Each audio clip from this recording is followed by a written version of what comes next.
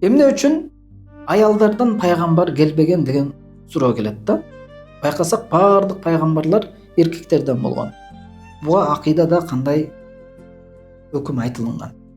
Акыйда боюнча ошол пайгамбарлар эркектерден келиш керек деп айтылат. Анткени Кур'анда Аллах субханаху ва таала "Ва ма арсална мин qablika illa rijalan nuhi ilayhim" деп айтат да. Сенден мурда аян кылынган эркек гана пайгамбарларды жибердик дейт.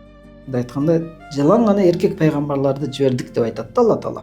Демек аят айтып атат, жалаң гана эркек пайгамбарлар келген депчи. Эми ушундай түшүнүк болуп калбаш керек, бул жерде аялдарга басмырлоо эмеспи дегенчи. Жок, эч кандай басмырлоо эмес. Балким Алла Таала өзүнүн даанышмандыгы менен адамдын табиятына жараша ролдорду бөлүштүрүү деп түшүнүшүбүз керек да. Билесиздер, пайгамбарлык иш бул түйшүк иш, анын ордугу бар. Аны эркек киши көтөрө ала турган тараптары бар да, мисалы үчүн. Мисалы үчүн айтсак, пайгамбарлар согушууга туура келген.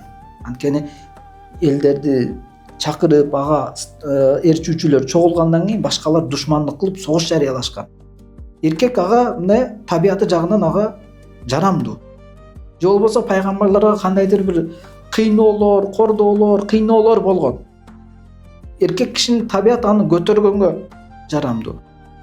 Анан билесиздер, аял кишинин кээ бир табияты жагынан эс алуу күндөрү бар.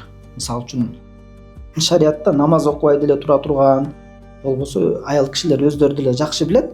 Ошондой күндөр келгенде бул пайгамбарлыкты токтото турабы? Пайгамбарлык даават кылууну, пайгамбарлык дин жеткирүүнү пауза кылып турабы? Андай болбой калат эле да. Ошон үчүн бул жерде Алла Таала кайра аял затына мээрим кылып, мындай машакаттуу оор жүктү жүктөгөн эмес. Эркектерге жүктөгөндө табияты көтөрөт депчи.